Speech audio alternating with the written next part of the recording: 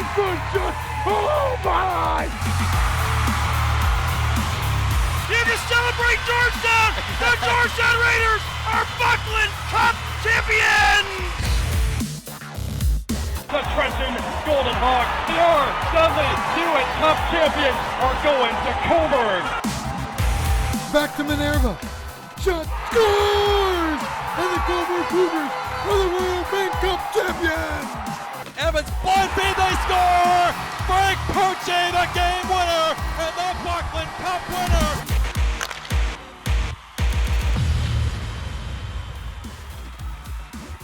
Whitby continues to roll in the East, and Mississauga very nearly puts an end to North York's massive winning streak. All that and more coming up on this week's show. This is the OJ Today.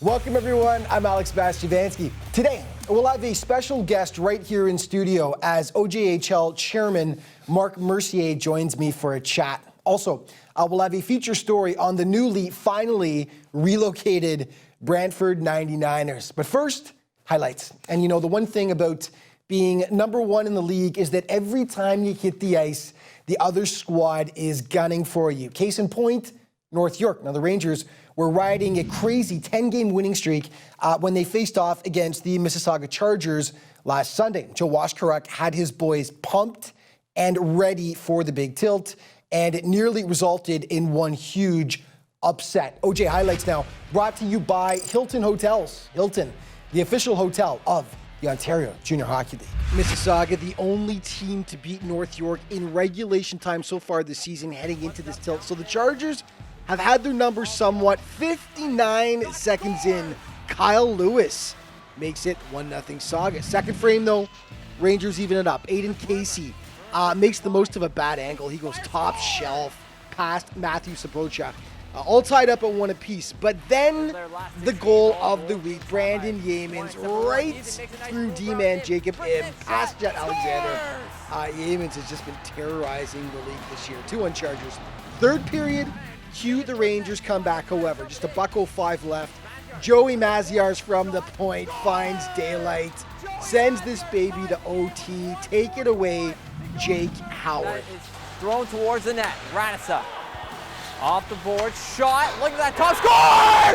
Ryan Radissa, the overtime winner! The North York Rangers extend their winning streak to 11 games.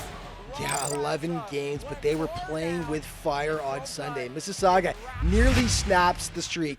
The beast of the East, Coburg, in Newmarket to take on the Hurricanes. Midway through the opening frame, Adam Trotman snapping one home to draw first blood, 1-0 for the Hurricanes. 4 minutes later, Adamo Santia battles hard in front of the net and smacks it past Dershan Stewart. 2-0 for the home team with just 4 seconds left in the first though.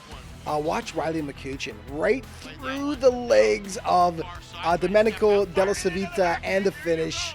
2-1 Newmarket at the break. Second frame now. George Miranda, right place at the right time. The puck just bounces right to him out front. Boom. All knotted up at 2 apiece. But then it's the Canes on the power play. Adrian Neighbors will get the shot here. Just a little hesitation. And then goes Roof Daddy past Stewart. Once again, Canes out front. 3-2. But the Cougs knotted up 4 minutes later. Ryan Porter with the absolute bomb from the point beats Mitchell Weeks to make it a 3-3 hockey game. And then the Cats grabbed the winner soon after. Mac Lowry, innocent looking shot here, just kind of trickles past Mitchell Weeks. Coburg completing the comeback. 4-3. That's how it finished up. Cougars grabbed the big 2 points to pad their lead in the East Division. Okay, the newly minted Brantford 99ers in Oakville to take on the front-running Blades. All Blades in this one. 5:16 in. Kyle Potts on the doorstep, and Powell hammers it past Tristan Lennox. 1-0 for the Blades. Late in the frame. One that Lennox probably would like to have back. Eric Pike from the point. Looks like Tristan's just kind of leaning the wrong way there. 2-0 for the blue, white, and red. And then on the power play, with just 4 seconds left in the period, Harrison Israel's out front. He provides the tip, and the Blades go up by a 3-0 count. They would add 2 more in the second frame to complete the blowout. An odd off night for Brantford, who were never really in this one. Okay, one more before the break. Georgetown in Aurora to take on the Tigers, and the Cats controlled the first period. Power play, Ryan Littlejohn snapping it past Nathan Torkia. 1-0 for the home squad, and then just over 2 minutes later, Joseph Mitzi with the wraparound. The OJ's points leader continues to roll, and it's 2-0. Raiders get one back. Rebound comes right to Josh Nixon. G-Town cuts the deficit in half to 2-1. On to the second period. Tigers leading 3-1 at this point. Trevor Grasby on the breakaway. Huge stop, though, by Nathan Torkia, and we'll see that later in the plays of the week. Last minute of the second, Ethan Ritchie to Jonathan Hampton, and they cut the deficit back to a single goal. Third period, they complete the comeback. Justin Paul, Johnny on the spot, ties it, but then, well, we'll let Kevin Dean tell you about what happened. Here come the Tigers now.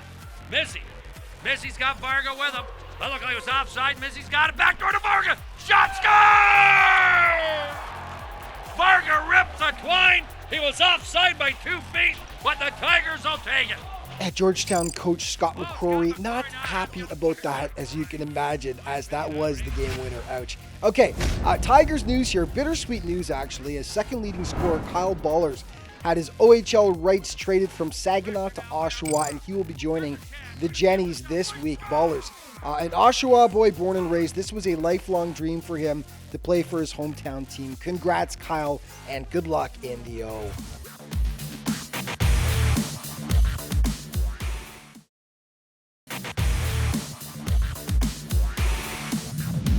Hey everybody, welcome back to the OJ Today. You know, it's been quite the season for the Brantford 99ers on several fronts. Now, for one, they were finally able to relocate from Milton and settle into their new home in the Telephone City. Secondly, and most importantly, their play on the ice has far surpassed anything they've produced over the past few years. Brantford is by far the most improved team in the OJHL this season, and we take a closer look now at how they've accomplished that feat in this week's team report, brought to you by Cliff Bar. Cliff Bar, the official energy bar of the OJHL.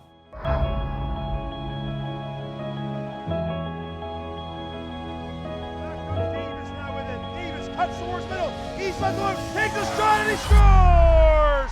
If ever the saying, "Don't look back, you're not going that way," applied to an OJHL team, it would be the Brantford 99ers. A new city, a new roster, and a new outlook have marked a rise from the ashes for the former Milton Ice Hawks franchise this year. Already, they've nearly matched their entire win total from the previous 2 seasons.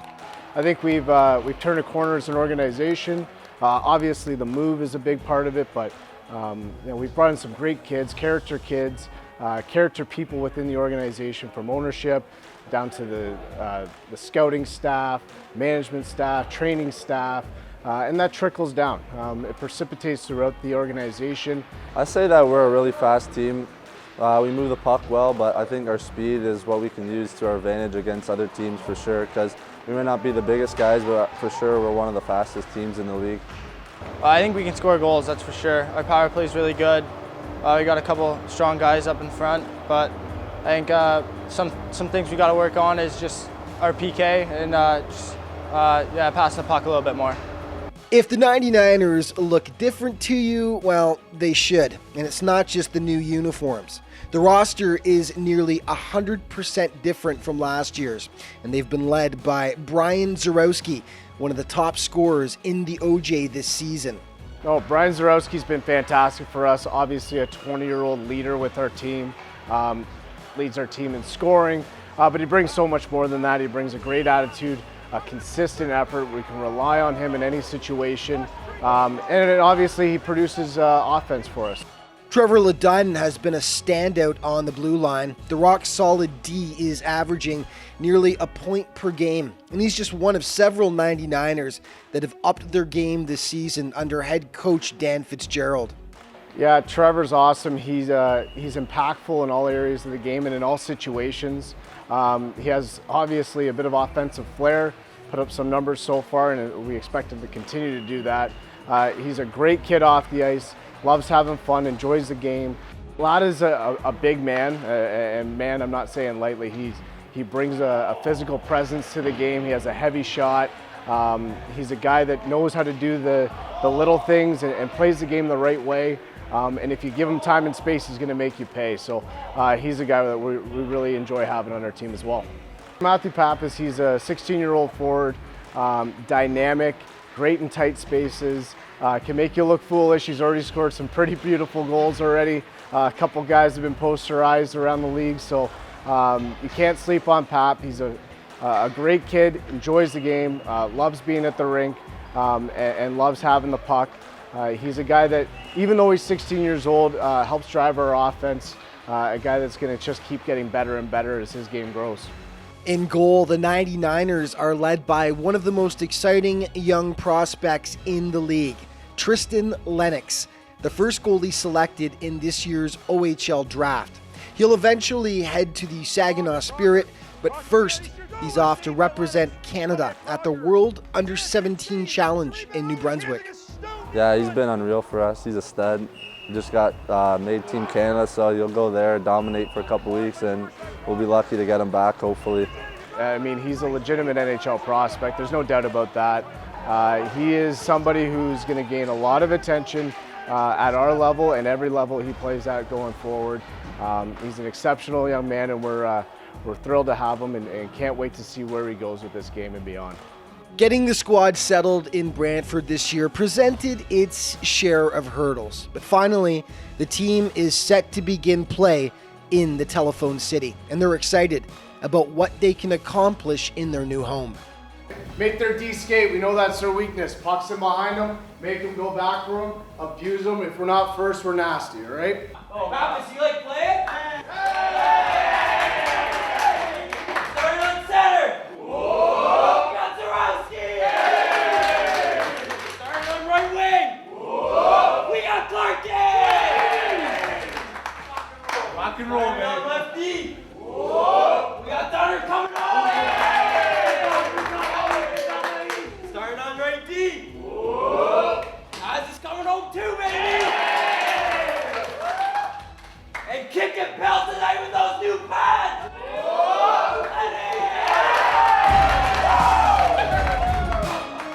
Yeah, it's really exciting to be in Brantford now and get all that out of the way. But at the same time, as a coach, you almost want your team to face adversity early on, and it's hard to manufacture that. So our guys went through a lot off the ice and a lot of hurdles, a lot of adversity, but that's a good thing. It's made us closer, it's made us stronger, it's made us more focused on the game.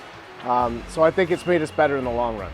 I think once we get rolling, we can easily be a contender for the championship in this league. But yeah, there's a lot of work to be done, and we have to get to work. So I think we can be a contender for sure. It's a couple games we should have won that we lost, but I think for sure if we stick together as a team and play like Dan wants us to, then we'll be a contender for sure in this league. And OJ Trivia for this week. What OHL team is former Toronto Patriots coach John Dean now the bench boss of? Which team? First correct answer to R Morocco at theojhl.ca wins a prize pack.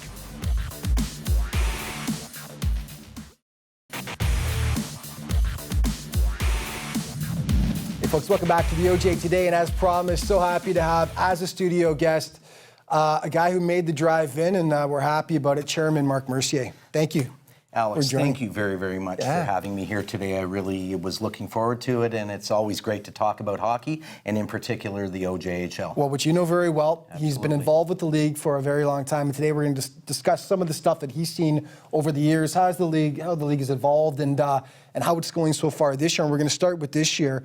Sort of the event that kicked everything off was the Governor's Showcase in Buffalo, and it was a success, wasn't it? Well, this is our third year, Alex, that we've gone to Buffalo, and it was as the earlier 2 seasons that we went to Buffalo. This was tremendous. The number of scouts, was the unreal. feedback was totally unreal. And once again, the Buffalo Junior Sabres did a fabulous job. But what that showcase is all about is showcasing the talent that is domiciled within our league. And once again, we saw some amazing hockey, and the feedback that we got from the scouts was tremendous. We also used it as an opportunity to bring a number of the teams together with some of the new programs that have been developed right within the OJHL. And it was a unique opportunity while all the players were together to really, showcase a lot of the good things that are going on inside the league. And having all the teams in one spot is just such a boon for scouts. Of course, not just NCAA scouts, but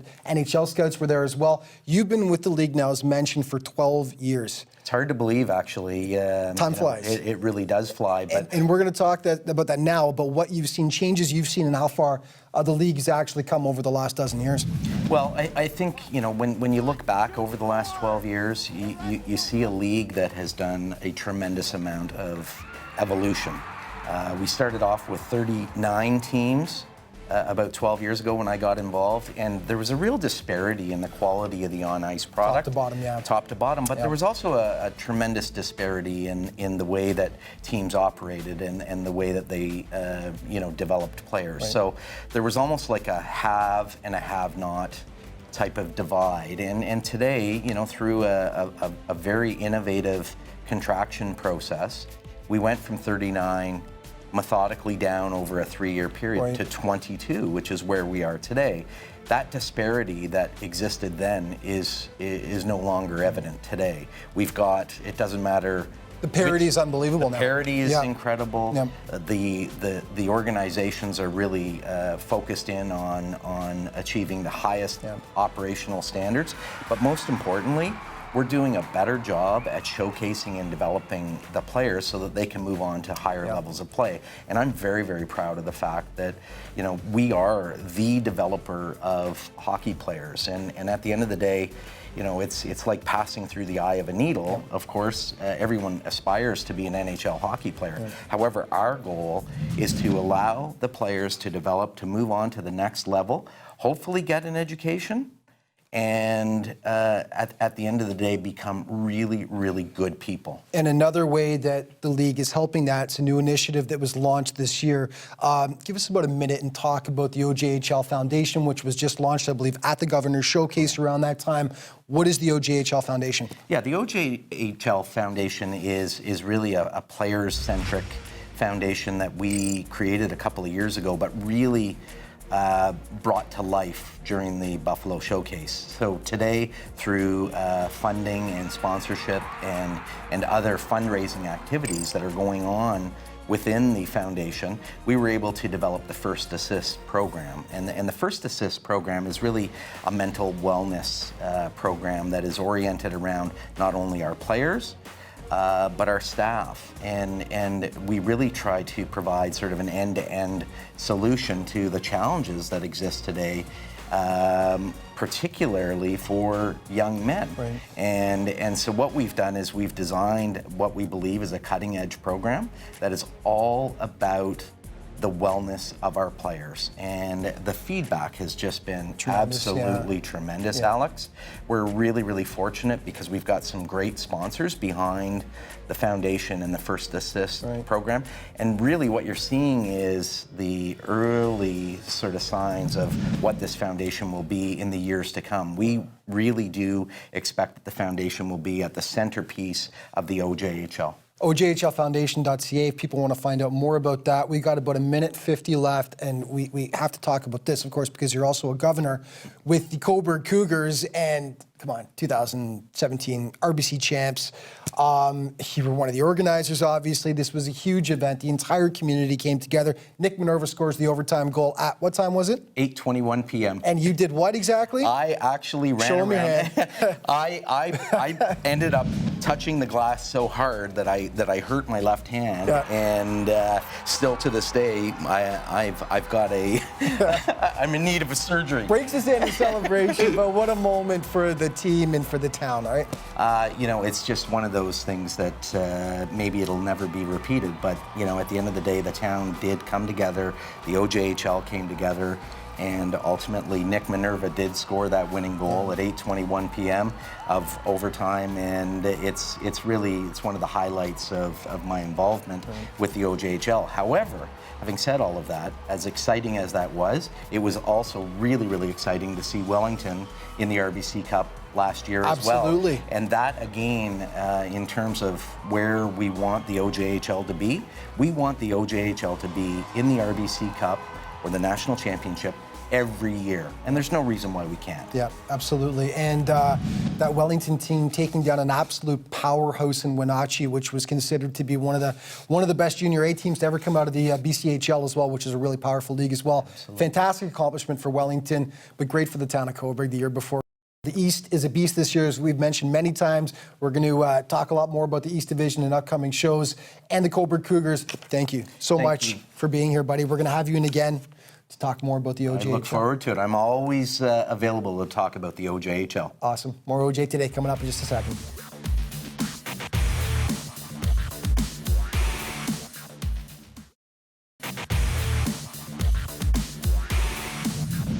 Hey folks, welcome back to the OJ Today. So over the years, the Battle of Halton region has certainly lived up to its name. Georgetown and Oakville have had some epic encounters, some of which were downright vicious in nature. Well, fans at Alcott Arena were no doubt expecting another tight battle on Saturday night, but unfortunately for the Raiders faithful, the Blades were just too much to handle. The Raiders coming off a tough loss to Aurora the night before, and they seem to just be gassed in this one. Second period, Blades opened the scoring. Peyton Reeves tips it home to make it 1-0. 7 minutes later, point shot gets tipped by Harrison Israel's Carson Poulin.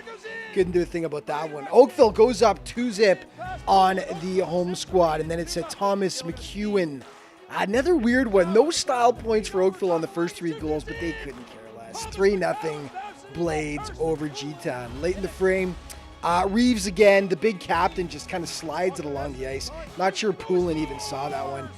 4-0 for Oakville, and they would go on to add 2 more and complete the rout as the Raiders get embarrassed on home ice in the Battle of Halton region. Okay, Burlington in Whitby to take on the Red Hot Fury. Whitby just 2 losses in their last 10 games. Cougars strike first, though. Jeffrey Burridge saunters in, shelves it past Luke Pearson. 1-0 Burlington. Amadeo Mastrangeli absolutely rocking Max Lightfoot there. Great open ice hit. Pearson nearly gets burned moments later. Caught in no man's land. He gets bailed out, though. 22 seconds left in the first. Carson Gallagher drops for Greg Smith. Smitty, 8th tally of the season to knot it up. We skip ahead to overtime now, and Matt Dunsmore, ouch, whiffs on the Christian Stevens weak shot, and that was the difference maker. The UMass commit with the game winner as the Fury continue to roll. They keep up their pursuit of Cobourg for first in the East. Okay, the Dukes visiting those Cougars on Monday. No scoring until the second, and this one's a dandy. Deaglan Small from his keister going top shelf to make it 1-0 for the home squad. Less than 2 minutes later, Brock Welsh from behind the net to Jacob Breckles, and the one-timer makes it 2-0 for Cobourg. Third period now, Wellington with some nice passing of their own here. Frank Vitucci, Ben Roger playing give and go. Roger with the finish. Dukes cut the deficit in half to 2-1. Cougs would regain that 2-goal advantage, though. Adam Keys to Colton Tianci, 3-1 for the boys in green. 2:30 later, it's Jake Graffey, one-timer from the point, and 4-1 Cobourg Cougars. The Dukes looked like they were cooked, but they made a game of it. Mad scramble here. Tyson Gilmore out front. He punches it home to make it 4-2. And then 13 seconds later, gorgeous passing is Vitucci. Gets it to Ben Woodhouse, diving to make it 4-3. Set up a dramatic finish, but ultimately the Cougars hang on for the 4-3 win, and they maintain their slim lead over Whitby in the East. Okay, Kingston trying to get back into the race in the East, taking on the Junior Canadians. 5-11 in, Max Emiliphone, oops, kicks it into his own net, and that was the opener, 1-0 Canadians. Voyageurs would even it up, though. Cole Beckstead, the point shot. Nick Zurichny directs it back in and knots it up at 1 apiece. Back and forth they go. The Shermanator, David Sherman, giving the lead back to the JRC. Second period, they add to the lead. Jason Pinio, penalty shot. Dipsy Dandy Doodle pass Alexei Masenko, 3-1. Kingston finishes the period strong, though. Cameron Bickford snaps it past Christian Mariachi, gets them back to within 1. Then midway through the frame, speedster Adam Kim, top shelf, to knot things back up again. Third period, all Canadians, though.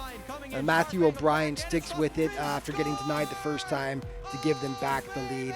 They would go back on to add 2 more and take this one by a 6-4 count. Okay, OJ standings.